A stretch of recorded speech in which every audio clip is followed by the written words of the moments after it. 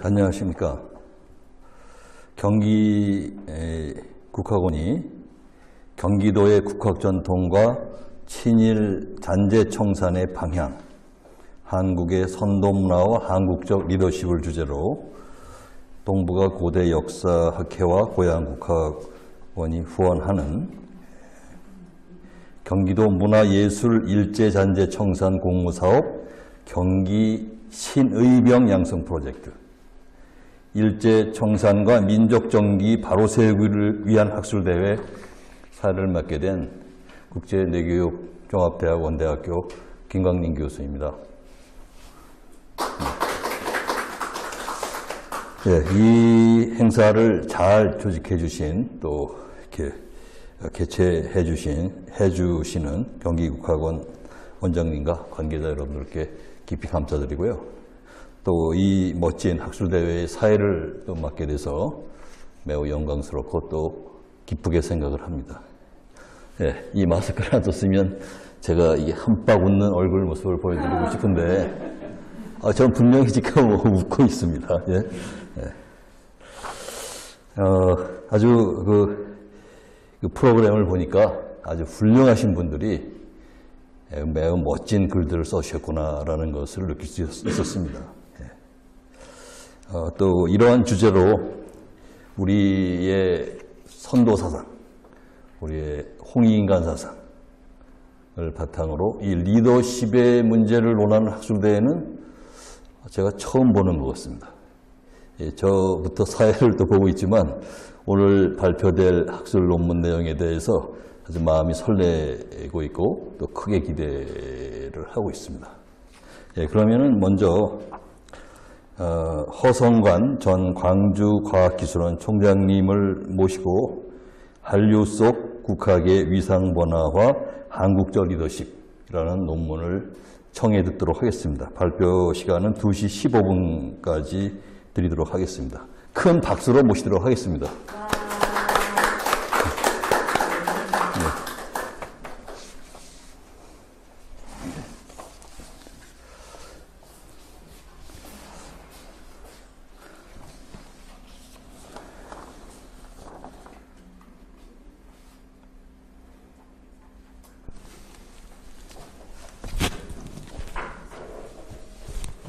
발표할 때 이거 벗고 해도 괜찮겠죠?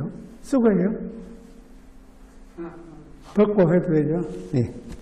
멀리 떨어지니까 괜찮을 겁니다. 네, 여러분 대단히 반갑습니다. 이런 학술 발표회를 하는 것 자체가 세상이 많이 달라졌다라는 것을 나타내고 있다고도 저는 생각을 합니다. 구체적으로 설명을 드리지 않더라도 아주 다행스럽게 생각을 하고요. 그동안 이 한국 선도사상 이러면 저는 이름만 들었지 내용이 뭔지는 전혀 몰랐습니다. 저는 몰랐고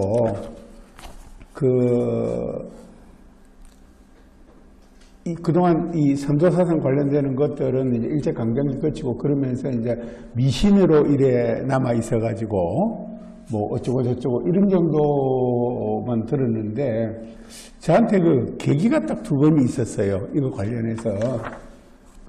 저는 무당 어머니가 있습니다. 무당 어머니. 제가 어릴 때 이 명이 짧다 이래가지고 그 무당한테 팔았어요. 할머니가. 그래가지고 그 무당 어머니가 돌아가시기 직전까지 평생 동안 아침 저녁 물 떠놓고 정화수 떠놓고 이 자식 오래 살고 좋은 사람 되라고 빌어줬습니다. 저를. 그러니 이것이 미신이고 이런 걸 모든 걸 떠나서 인간이 정성을 다해서 누구를 위해서 공을 들여준다는 것은 저는 대단한 거라고 생각을 합니다. 그래서 거부감이 전혀 없었어요. 그 다음에 이제 제가 영성이라고 그럴까 유사한 걸 한번 느낀 게 나이가 엄청 들었었는데 2015년인가 6년인가 제가 지금 여기 나오는데 백두산에 갔어요. 근데 올라가는데 밑에 북쪽으로 해서 올라갔는데 거기에 비가 그날 엄청나게 왔어요. 날씨도 나쁘고 그래서 여기 올라가도 천지를 보지 못하겠구나. 그랬더니 옆에 사람들 이야기가 백두산에 처음에 가서 천지를 보는 사람은 3대에 걸쳐서 공덕을 쌓은 사람만이 볼 수 있다. 그런 이야기를 하더라고요. 그런데 이제 이게 백두산 천지가 대략 해발 한 2200m에 있습니다. 그 꼭대기가 2700m잖아요. 저는 꼭대기 올라가서 봤으니까 2700m에서 2200m 아니면 500m 위에서 밑으로 내려가는 것이죠. 그 올라가니까 구름이 꽉 끼어가지고 아무것도 안 보여요. 구름이. 날씨가 흐리고 이래가지고.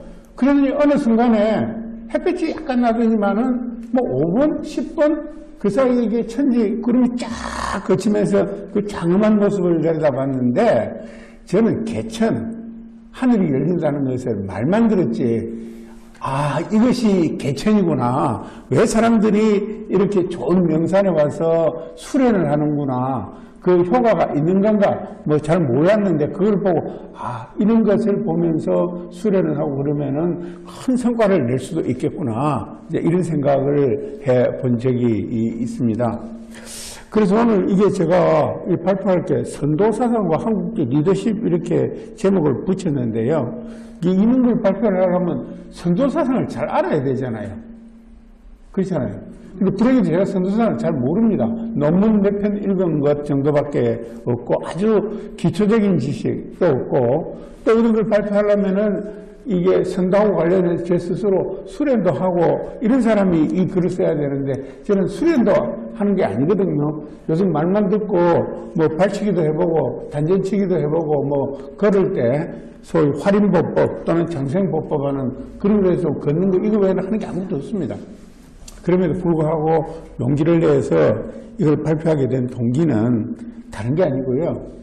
그 옛날 책들을 보면 그런 거 있잖아요. 고구려 때 고조선 때 천지화랑이라고 그러나요? 천지화랑이 있었다.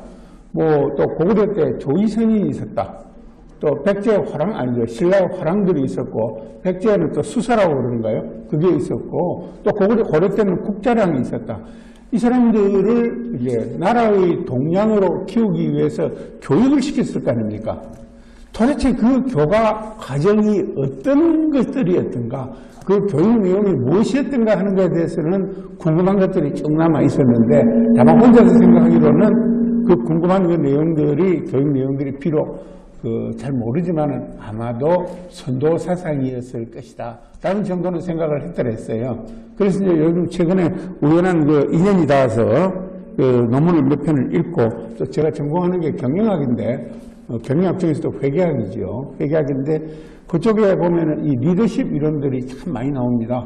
리더십 이론들이 참 많이 나오는데 그것하고 우리 선도사상하고 이렇게 비교를 해보면은 제가 가지고 있는 이 짧은 지식에 비추어서도 이 선도사상이 훨씬 더 뿌리가 깊고 포괄 범위가 훨씬 넓고 동서양에 나와 있는 모든 이 리더십 이론들을 다 포괄할 수 있는 이론이 될 수 있지 않을까 하는 그런 생각들이 조금씩 들기 시작을 했습니다. 그래서 논문 형태를 쓰려고 보니까 이게 아마도 한 6개월 정도 걸려야 첫 논문을 쓸 수 있을 것 같아요.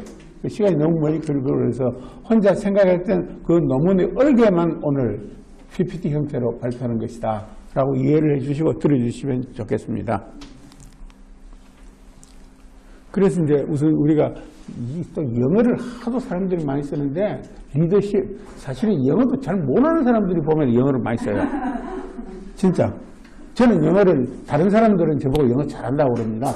미국에서 선생님들이 한 10몇 년을 해놓으니까 잘한다고 그러는데 제가 보기에는 영어를 모르는 사람들이 영어를 꼭 써요. 그 이제 이 리더십이라고 써 있지만 저는 그냥 이걸 지도력이라고 번역을 했어도 아무 문제가 없다. 그래서 이제 이게 리더십, 우리 기본적인 것은 있잖아요.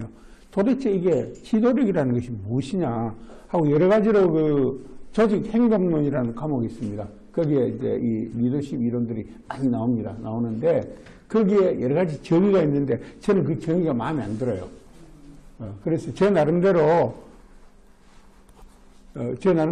공부도 교과목도 좀 듣고 또 정부에서도 일을 하고 대학 총장도 하고 이러면서 이 지도력의 핵심이 어디에 있느냐라고 이렇게 생각을 하고 제가 내린 정의는 이렇습니다. 그 조직이 크든 작든 간에 그 조직의 장이 구성원과 함께 그 조직이 지향하는 성과를 창출하는 역량, 이것이 지도력이라고 저는 생각을 합니다. 아마도 이것이 가장 좋은, 제가 생각할 때는 좋은 정의가 아닐까 이런 생각을 하는데, 그러면 어떻게 됩니까? 보기에 아주 멋지게 보이는 사람도 성과를 내지를 못하면 지도력이 없는 겁니다. 요즘 그렇잖아요. 딱 보니까 근사하고 멋진 사람 높은 자리 딱 줬더니 일을 못 하잖아요. 성과 못 내잖아요. 그 지도력이 없는 거예요. 그런 사람들. 지도력이 없는 사람. 반드시 성과를 내야 되는 거다. 그러면 여기서 우리가 물어볼 수 있는 질문 그러면은 그러면 무엇이 성과냐는 것이. 그것은 조직에 따라서 조금씩 다를 거고 또 조직의 성향에 따라서 처한 상황에 따라서도 다를 겁니다. 예를 들어서 기업 조직인 경우에는 이윤 극대화가 자본주의 사회에서는 기본적인 목표입니다. 그 다음에 국가의 경우에는 국민의 안전과 궁극적으로 행복을 추구해 주는 것, 그것이 국가의 목표인 것이죠. 그 대통령이 이래야 되는 성과이지 않겠습니까? 국가의 지도자인. 그래서 이제 이게 무엇이 성과인가 하는 성과 규정도 우리가 지도력을 이해하는 데는 대단히 중요하다. 기본이다 하는 거하고. 그러면은 이 지도력이 어떤 좋은 지도력인가에 관해서 한 논의들이 쭉 보면은 역시 동양은 제자백가입니다. 각종 그 제자백가를 아시잖아요. 제가 관자부터 시작하는 제자백가. 유가도 제자백가 중에 하나였지요. 그 제자백가, 거기에서 논할 수밖에 없고, 서양의 경우에 이 지도력에 관한 논의를 하려면은 근대 경영학과 행정학에서 나온 논의들을 살펴볼 수밖에 없습니다. 그러니까 지금 우리나라 대학에서 리더십, 지도력 이렇게 하고 가르치는 교과목, 조직행위론 뭐 등등 이런 데서는 가르치는 게 전부 다 뭡니까? 서양과입니다. 서양과. 서양과. 이런 사람들이 하나 예를 들면요.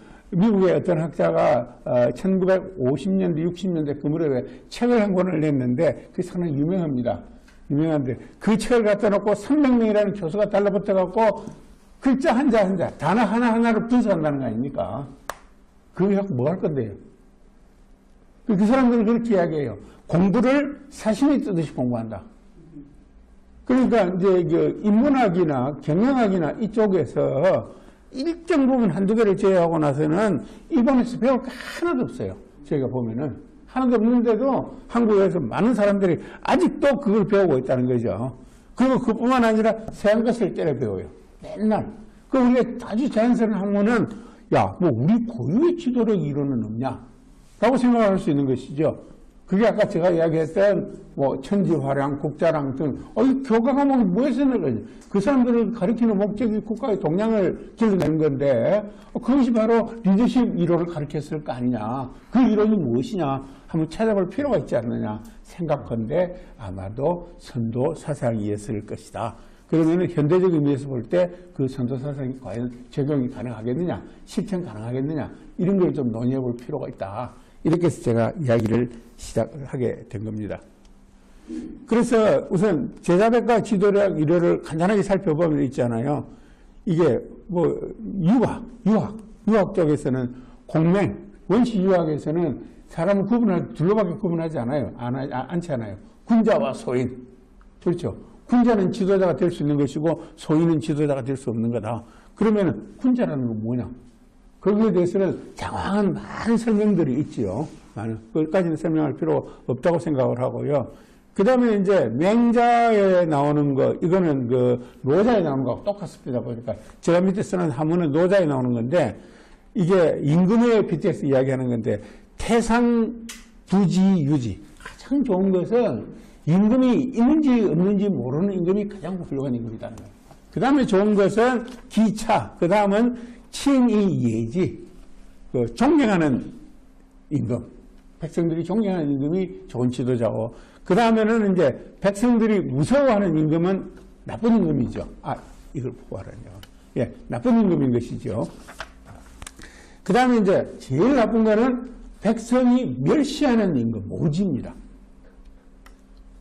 그러니까 회사 사장에다가 이걸 비교를 해도, 예를 들어서 심부름하는 야간 여고 댕기는 여학생이 볼 때도 아이고 상무 여금이라 상무 하려고 하면 내라도 하겠다 하면 그 상무는 빵점인 것이죠.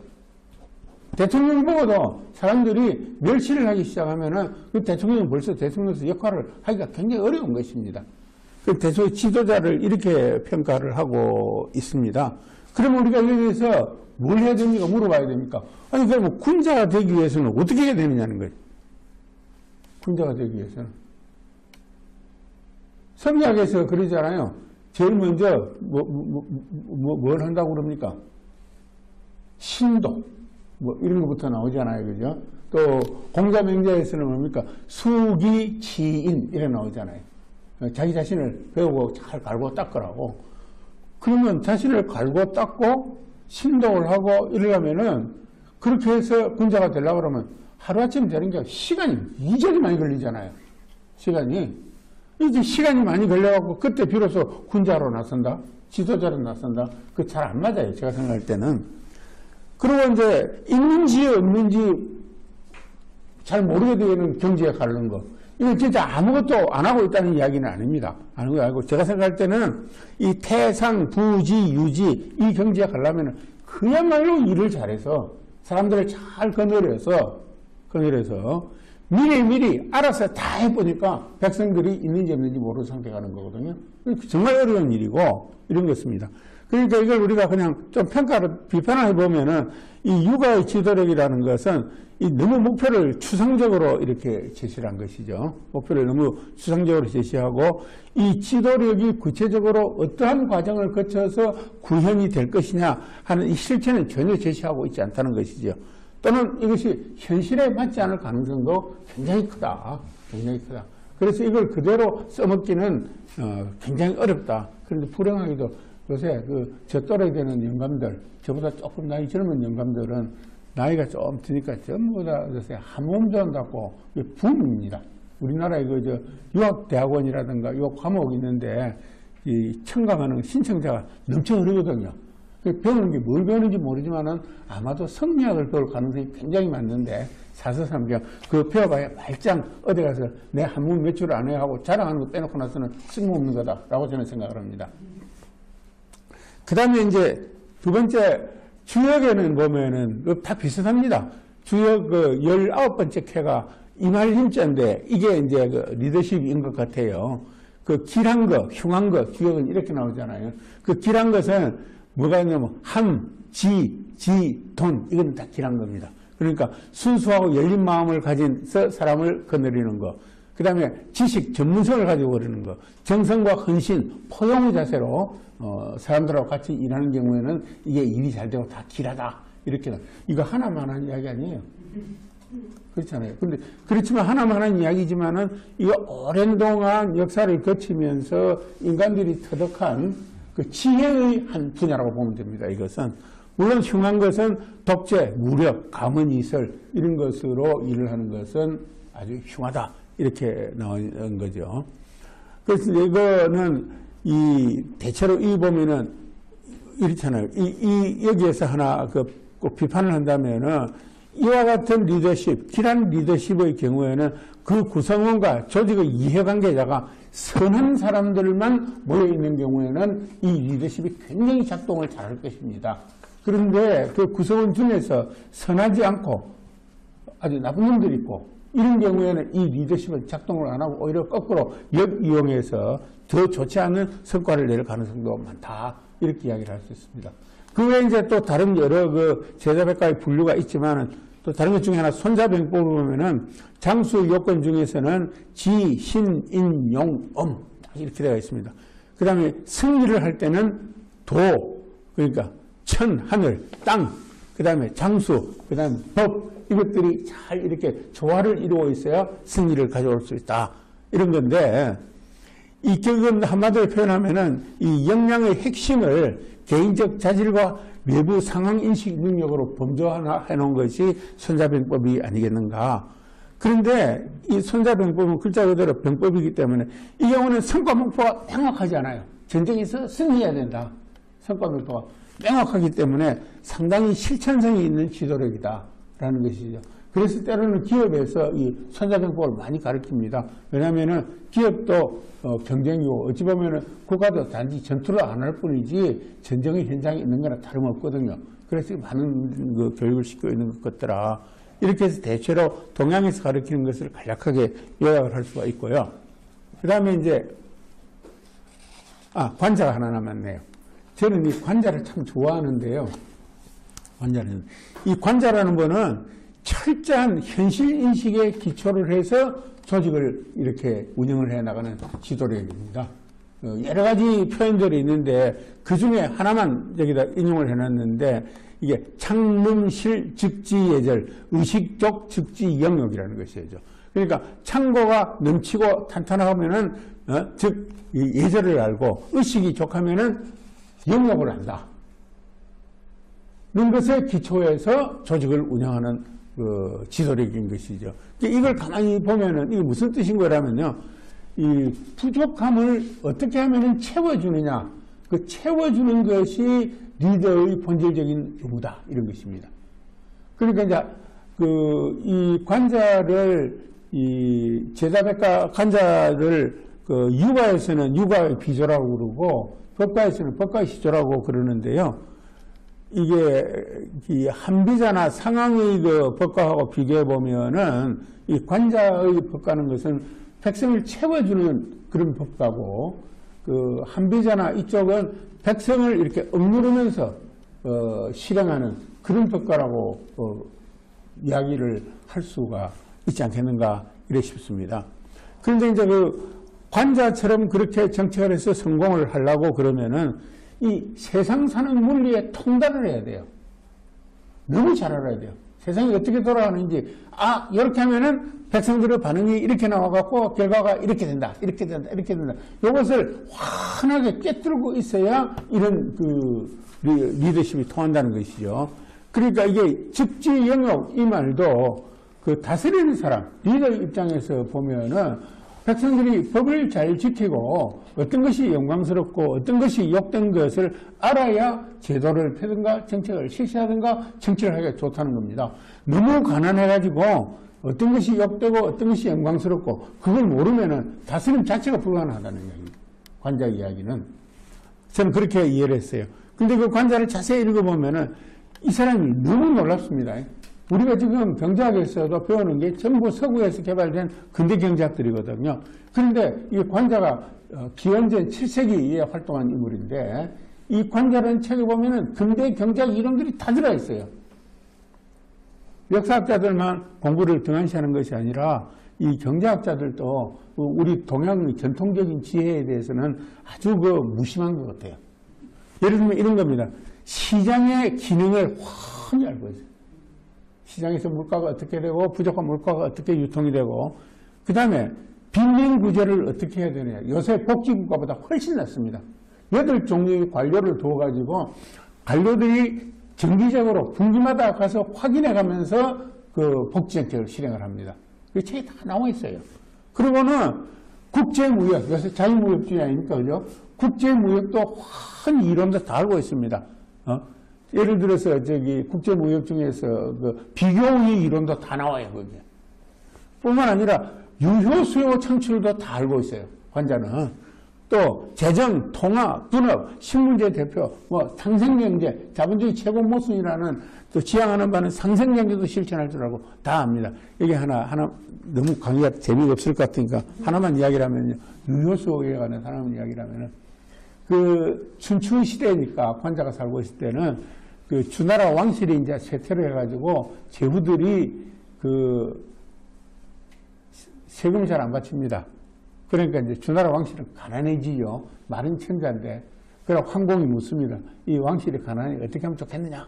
그러니까 이 관자가 대답을 하죠. 금년에 천자가 하늘에 제사를 지낼 때는 회수하고 장강인갑주다. 거기에서 나는 청묘라는 풀이 있는데 그 풀을 갖다가 반드시 들고 와서 바쳐야 제사에 참여를 시켜 줍시다. 이렇게 이야기를 합니다. 그런데 그 청묘가 저기 막 나는 게 아니고 일정한 지역에 있으면 나는가 봐요. 그래서 그 청묘 값이 그냥 엄청나게 높아져 버립니다. 각 제후들이 사가지고 와야 되니까. 그래갖고 그 청묘를 다 팔고 그 돈을 이제 그 청묘를 들고 와서 이제 그 제후들은 제사에 참석하고 그리고 거둬들인 돈을 이제 주나라 황실에 갖다 바치는 거죠. 제나라에서 황공이 있던 곳이 제나라인데 그러니까 주나라에서 7년 동안 제후들로부터 세금을 안 거둬도 살림을 할 수가 있더라. 그러니까 뭐예요? 구매력이 있는 수요를 창출할 줄 알았던 것이죠. 그게 바로 유효수라는 거죠. 천재입니다, 천재. 그러니까 세상 사는 물리 확도 같은 사람이에요. 관자라는 사람은. 그러니까 이 양반의 지도력은 철저한 현실에 기초로 해서 반드시 성과를 내는 지도력입니다. 성과를. 그래서 이제 우리가 공무원들 교육시킬 때 이게 관자를 철저하게 교육시켜야 되는데 사실은 잘 교육을 안 시키는데 저한테 부탁하면 교육을 잘 시켜줄 건데 불행히도 말 많다고 안 불러줍니다. 그래서 그런 어려움이 있다는 거고. 그래서 이제 이게 보면은 결국 관자의 경우에는 이런 특징이 있지만 어떤 측면에서 보면 이게 관자가 일종의 통합적 아주 전적 지도력을 가진 사람이에요. 모든 분야를 다 잘할 수 있는 통합적 지도력의 기본을 다 갖추고 있는 분인데 이 관자에서도 핵심적인 것이 빠져 있는 것이 제가 보기에는 지도력의 핵심은 성과를 내는 것이지만은 성과를 낸 그 바탕에는 뭐가 있어야 되는 거라면은 신뢰입니다. 구성 간에. 위가 아래를 믿고 아래가 위를 신뢰하고 전후 좌우로 신뢰를 하고 이런 조직에서는 엄청난 성과를 낼 수가 있거든요. 그 신뢰에 대해서는 별로 이야기를 안 하고 있어요. 그런 것이 좀 빠져있다 이런 거고 특히 통합적 지도력 모든 분야에서 탁월하게 잘해서 정말 필요한 성과를 내는 대표적인 지도자를 한 사람 들라 그러면 누구겠습니까? 우리나라에서 역사에서는 조선 역사에서는 충무공입니다. 충무공 이순신입니다. 그 난중일기를 줄을 쫙쫙 꺼갖고 노트 딱 해가면서 읽어보면은 지도자로서 갖춰야 될 모든 덕목과 그 덕목을 스스로 실천을 해서 전투에 승리하는 성과를 내고 그 근처에 사는 백성들을 먹여 살리고 하는 지도자입니다. 충무공이. 그래서 아주 완벽한 지도자, 통합적 리더십을 가진 지도자죠. 그런데 이제 그 밑바닥에는 그 신뢰가 깔려 있어요. 그런데 관자의 경우에는 신뢰 이야기를 하는 것은 별로 찾아볼 수 없었다. 이 이야기를 말씀을 드리고요. 그 다음에 시간이 되게 빨리 가네. 그 서양의 지도력 이론은 이렇게 하면 대체로 20세기 초에 프라데릭 테일러라는 사람이 그 사이언티픽 매니지먼트, 과학적 관리법이라는 것을 제창을 했는데 그 내용은 이렇습니다. 목표를 딱 설정해서 요거 해라. 열심히 할 수 있는 동기를 딱 부여해주고 1년이 딱 끝나고 난 다음에 그 성과를 딱 평가해서 잘했으면 보너스도 주고 승진도 시켜주고 못했으면 쫓아내고 감봉은 별로 안 합니다만은도 요 과정입니다. 이게 이제 관리 순환 과정이라고 그러는데 이게 이제 이 관점에서 그 성과를 달성하려고 그러는 것이죠. 모든 게 여기에 초점이 맞춰집니다. 지도자가. 특히 이제 기업에서 개발된 건데 이거는 정부 조직에 공공조직에서도 마찬가지입니다. 공공조직에서도 다만 목표를 설정하는 것이 공조직과 사조직은 다를 따름이죠. 다 똑같이 적용이 되는 건데 그런데 이 조직 이 이론을 가만히 들여다보면 뭡니까 이게 구성원을 큰 조직의 하나의 부품으로 바라보는 것이죠. 부품으로 바라보는 것이고 그러다 보니까 옛날에 X이론, Y이론 이런 게 있습니다. 조직 이론에서. 사람이 원래 날 때부터 가만히 둬도 지 혼자 일 잘하느냐? 아니다. 조지고, 규제를 하고, 닥달을 하고, 목표를 주고, 이래야 열심히 일한다. 라고 사람을 보는 거예요. 내버려두면은 제대로 일 안 한다. 보고 하는 것이거든요. 그리고 이와 같은 사고는 기본적으로 분업을 전제로 하는 것인데, 이 분업이 이익으로 작용하는 동안에는 이 리더십이 제대로 작동을 해요. 지도력이. 그런데 분업이 항상 이익으로 작용하는 것이 아니고 때로는 폐해로 작용하는 경우도 굉장히 많습니다. 특히 요즘은 많은 일들이 분업해갖고는 잘 안 돼요. 오히려 통합을 해야 이익이 되는 경우가 많습니다. 그런 경우는 이게 잘 안 맞아요. 그 다음에 이 경우에는 소통이 굉장히 부족하게 됩니다. 시킨 일만 딱 하게 되거든요. 그러다 보니까 이게 어떤 이야기가 되는 거라니 소통이 부족하다? 내가 왜 일을 하느냐?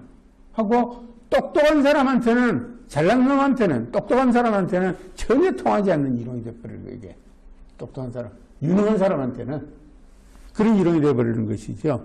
그래서 이제 그다가 이제 뭐 에브람 메슬로우 욕구 5단계설 거기서 이야기하면은 이런 리더십 하에서는 구성원의 자아 실현 욕구가 전혀 충족되지 않는다. 그러다 보니까 그 과학적 관리법 이후에 나온 리더십 이론들은 전부 다 방금 이야기한 이 문제점들을 보완하는 이론으로 발전을 하게 됩니다. 그런데 어느 경우에도 서양에서 나온 이론, 지금 대학 교재에서 가르치는 그 관련된 이론 중에서는 통합적인 것은 없어요. 그 기본을 가르치려는 없고 어느 한 측면만 강조하는 그런 이론으로 학교에서 가르치고 있는 실정이다라고 이야기를 할 수가 있고, 그 다음에 이제 이 상황을 중시하는 관점, 인간을 바라보는 관점, 여기에서 성과는 제가 곱하기로 표현하는데 자질 곱하기 노력 곱하기 열정입니다. 그래야 성과가 나옵니다. 그러니까 리더 입장에서는 지 밑에, 지 구성원에 일 잘하고 똑똑하고 열심히 하고 열정이 넘치는 사람을 데려다 써야 됩니다. 그리고 사람들이 그 자질이 더 향상될 수 있도록, 더 열심히 할 수 있도록, 더 열정을 가질 수 있도록 이렇게 교육을 시키는 것도 필요하고요. 다만 이것들이 이것만 있다고 되는 것이 아니고 상황에 따라서 달라진다는 거예요. 상황에 따라서. 예를 들어서 경기가 호황일 때는 조금 대충 해도 성과가 이익이 많이 나잖아요. 그죠? 경기가 나쁠 때는 죽으라고 해도 성과가 잘 안 나는 이런 거 상황에 따라서 좀 달라질 것이죠. 그러니까 현실을 어떻게 인식하고 미래를 설정할 것인가. 그리고 이 각 요소의 사질, 노력, 열정의 우선순위를 고려해서 지도자를 선택을 하게 되는 그런 현상이 발생을 하게 됩니다. 그래서 이제 이 경우에 대학에서 가르치고 현실을 교육시키고 하는 것은 보면은 대체로 그 방금 이야기했던 그걸 향상시키는 건데 이 경우에 이제 특히 중점적으로 학교에서 가르치는 것은 도대체 성공한 지도자들은 어떤 특징을 가지고 있느냐 여기에 대해서 많이 가르칩니다. 여기에 대해서 그 보면 소통을 잘하더라, 전문성이 있더라, 혁신을 잘하더라, 시장 개척을 잘하더라, 이런 그 특성들을 찾아내는 그런 것을 가지고 하게 되고 그 다음에 이제 이 사람들의 과거 성과, 과거에 어떤 일을 했느냐를 기준으로 해서 조직의 장으로 선정을 하게 되죠. 한 가지 예를 들면 참여정부 때 그 정부 산하기관, 공기업들 있잖아요. 사장들 내려보낼 때 저 조직은 지금 새로운 일을 발굴해야 된다. 그럼 아주 창의적인 특징을 가진 사람들을 이렇게 찾아서 사장으로 내려보내고 저것들은 요새 엉망진창이 저희끼리 죽으라고 싸우니까 어떻게 해야 되겠느냐? 그러면 통합을 잘하는 사람을 찾아서 내려다 보내고 이런 식으로 했습니다. 그걸 잘했는데 사람들이 전부 이야기해 낙하산이라고 그러잖아요. 억울하죠. 그 제가 장관할 때도 저 밑에도 특히 해양수산부 같은 경우는 산하기관이 무지하게 많습니다. 그 퇴직한 공무원들이 가는 경우가 많은데 공무원을 내려보낼 때도 저기 지금 요새 뭐가 문제지 하고 거기에 맞춰서 맞는 사람들을 내려보내지 아무나 내려보내고 그러진 않습니다. 제 경우는 그렇게 했어요.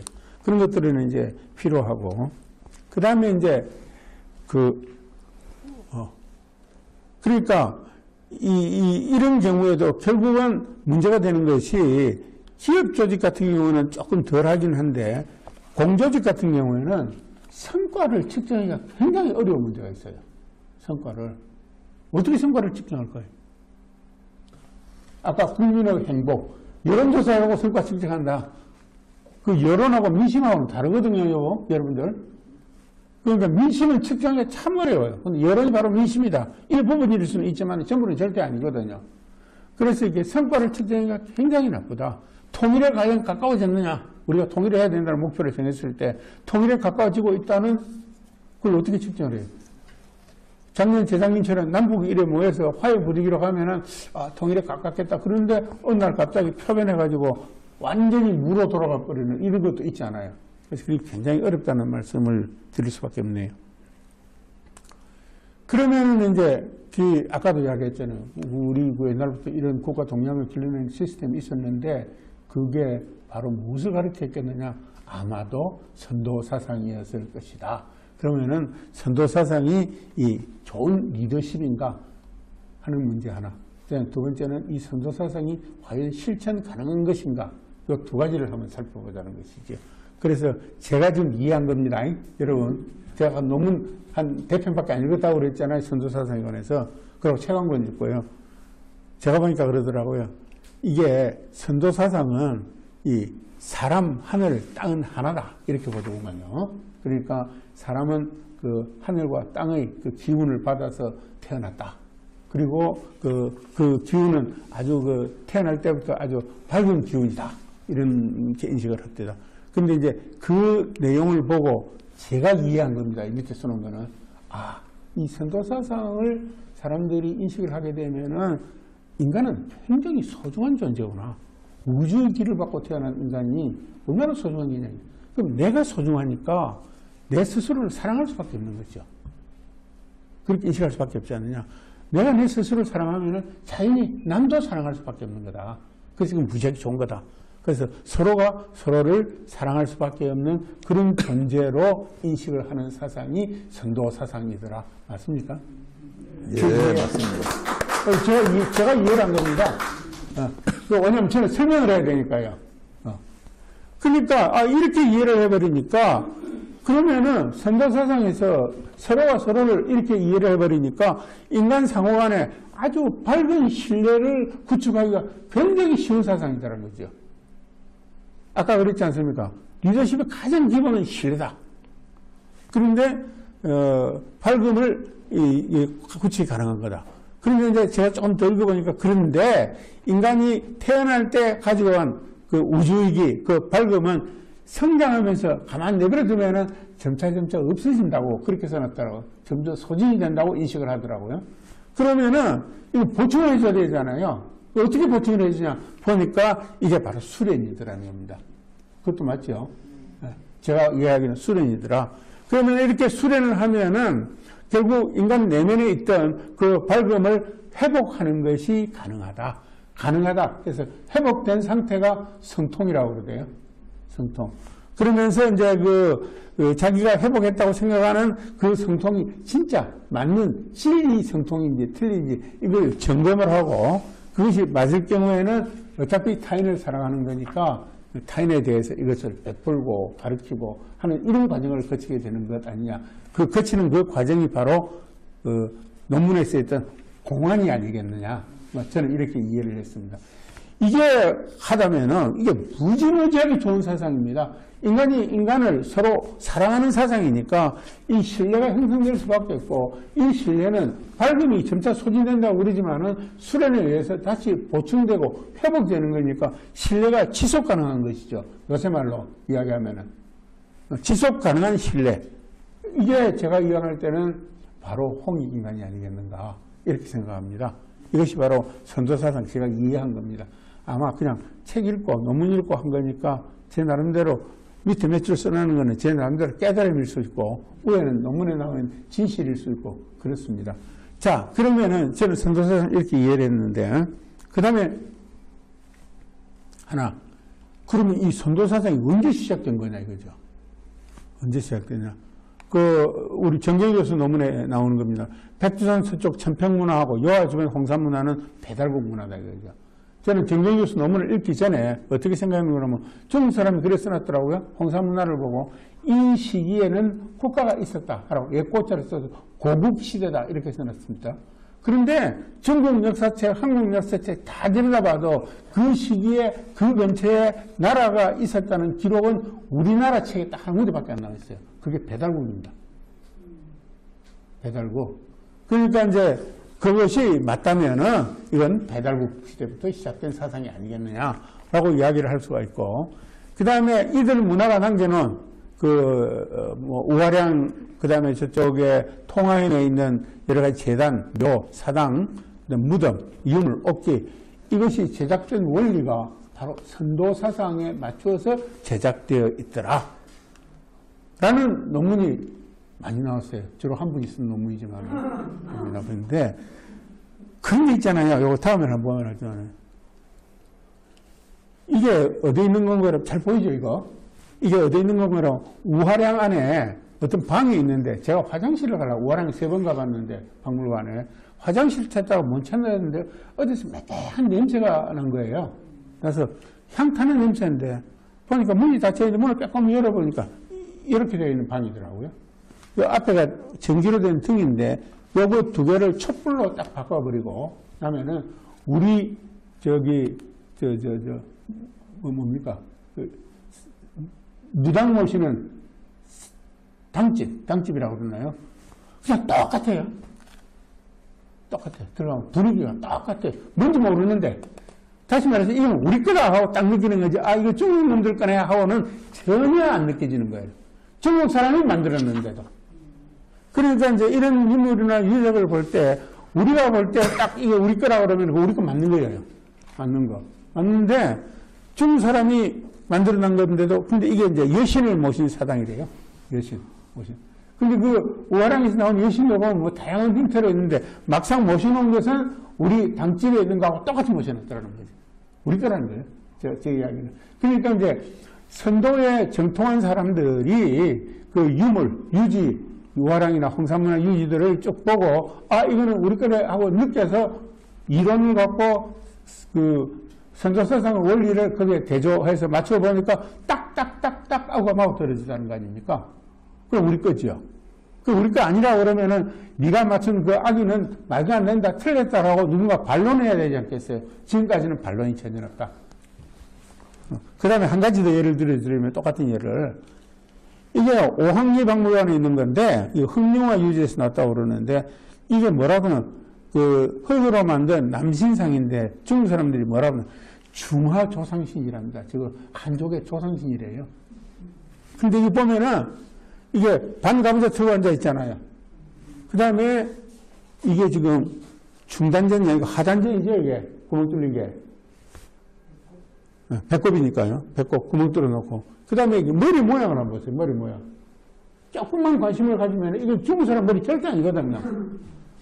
그 전에부터 어디 우리나라 그 실록에도 나와 있는 이야기지만 이게 편발개수라는 말이 있습니다.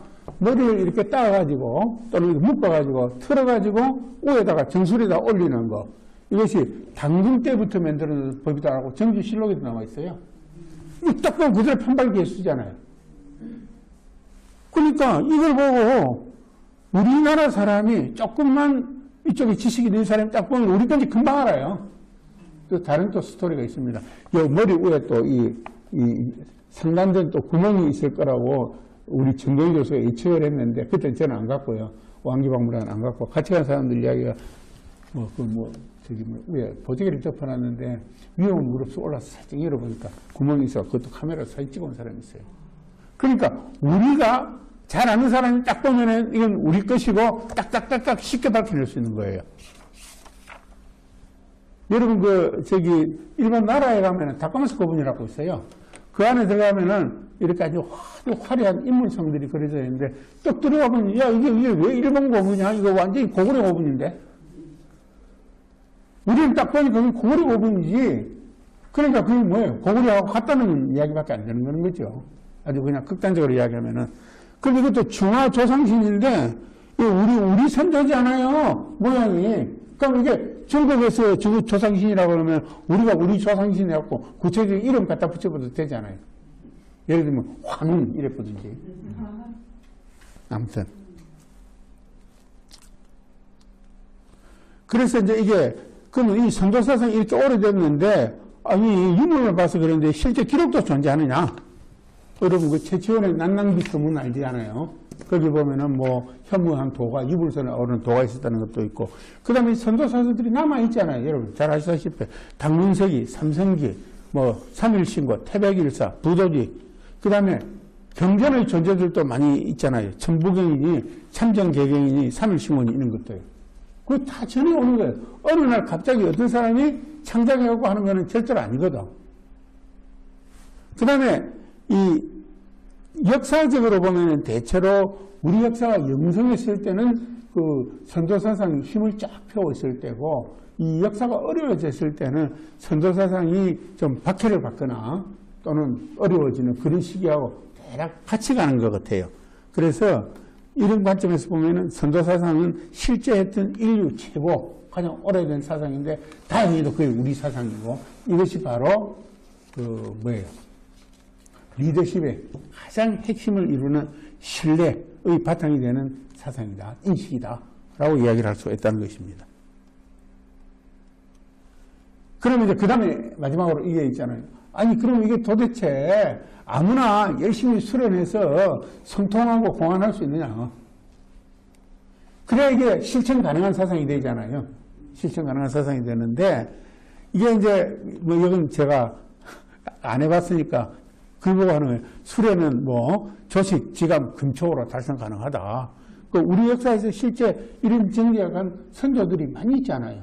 선조들이 많이 있고, 또 우리 현실에서, 오늘 여기 계신 분들도 좀 있지만은, 이런 일정 경지에 도달한 사람들의 존재를 현실에서 많이 보잖아요. 저는 안 해봐서 모르지만은. 근데 안 해봐서 모른다고 자꾸 이야기할 때 우리 집사람이 그러면 내가 한번 해보겠다고. 74살 먹은 할매가 그때 이제 댕기기 시작한 지 한 달 좀 넘었네요. 자, 그 다음에 오늘 오스님 나중에 발표하실 건데, 거기 보니까 실제 이 선도 수련을 아이들한테 또는 노인들한테 시켰을 때 굉장히 좋은 현상들이 나오더라 하는 것이 이 현실에서 증명되는 것이라서 실제 시작 가능하다. 이렇게 이야기하는 거고, 그 다음에 이제 그러면 우리가 일단 성통공헌은 가능하다고 보면은 일상생활에서 이 선도사상이 구현 가능한가? 그 배달국 시대부터 유물 유적에서 나타난 것이 실제 적용하고 살았더라 하는 이야기. 그 고대 각종 국중대회가 있었더라. 국중대회. 제천대회가 있었다는 거 아니에요? 뭐 영곤이, 동맹이, 무천 등. 그리고 이 경제사회 활동에서 선도사상이 실제 가능하냐? 여러분들 대성상인들이 상승경제를 실천했습니다. 이것은 제가 이룩한 연구 성과인데요. 그 다음에 우리에도 있는 산신제라든지 두레라든지 계라든지 해서 그 유석들이 지금도 면면이 이어져 내려오는 거잖아요. 면면. 어쩌면은 향약 같은 것도 향약 있잖아요. 조선 향촌사에서 있었던 그것도 이 선도사상이 기반했다고 할 수가 있을 것입니다. 성리학자들은 전부 공명을 가르치면서 유래했다고 그러는데 그건 아닐 거라고 저는 생각을 하고요. 그래서 이제 결국은 선도사상은 실천 가능한 지도력의 원천이다 라고 저는 생각을 하고, 마지막으로 이 선도사상은 확장이 가능하다는 것입니다. 그래서 이제 결론으로 이제 현대 지도력의 기본은 구성 간의 신뢰 구축이고, 동서양 지도력 이론은 구성원 차별, 결과 중심으로 이루어진 이론들이기 때문에 통합적이고 모든 것을 포괄하는 지도력 이론은 되기 어렵다. 선도사상은 구성원 간에 자연스럽게 신뢰를 형성하는 거고, 수련을 통해 실천 가능하고, 배달국부터 존재한 우리 고유 세계 최고의 통합적 지도력 이론일 수 있다는 거고, 그러기 위해서는 우선 이 자본주의 모순을 극복하는데 이 선도사상을 확장해서 적용을 해줘야 된다. 대표적으로 상생경제를 구현하는데 선도사상이 어떻게 활용될 수 있는가를 논문으로 써서 발표를 해야 되고, 그 다음에 이 자본주의 사회에서 가장 중요한 것이 사전적 기회균등을 제공하는 것입니다. 누구에게나 기회가 균등해야 됩니다. 사후적 기회균등이 되면은 이것은 공산주의 사상입니다. 그래서 이제 사전적 기회균등, 이것도 신뢰를 바탕으로 하면 안 될 게 없다는 것이죠. 그 다음에 이 육아의 대동세상, 이 대동세상의 실체가 뭐냐 하는 데에서도 육아의 가르침만 따르지 말고 선도사상 측면에서 대동세상, 모두가 행복한 세상, 뭐 소강사회, 그러면 예로 다스리는 사회, 뭐 이런 것들도 볼 수가 있고, 그 다음에 우리가 사회학에서 이야기하는 소위 그 구성의 모순을 펠라시 오브 컴포지션 하는 건데, 이게 뭔거라면요, 아직 1분 남았습니다. 그 사회 전체적으로 이익이 되는 것하고 내한테 이익이 되는 것하고는 반드시 일치하지 않을 수도 있다. 그럴 경우에 인간이 어떻게 하느냐는 문제거든요. 굉장히 중요한 문제입니다. 이걸 아마 이성은 선생이 그 어디 책을 봤더니 그 공정과 자선 뭐 이런 식으로 설명을 할 때 똑같은 그게 아마 제가 볼 때는 원칙력, 구심력 그걸로도 설명을 해놨던데, 이걸 극복하는데도 선도사상을 좀 적용할 수가 있지 않을까.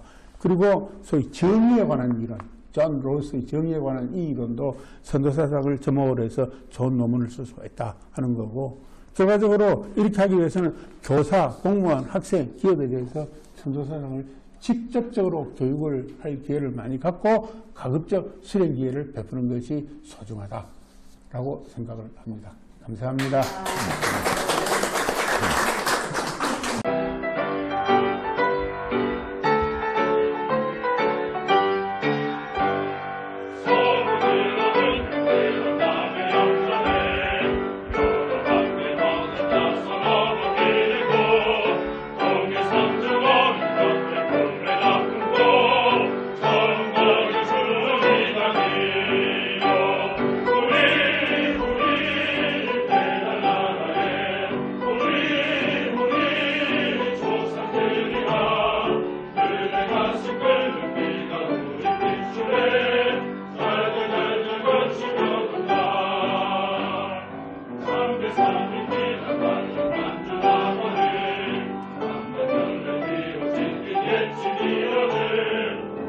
다시 놀이터를 내려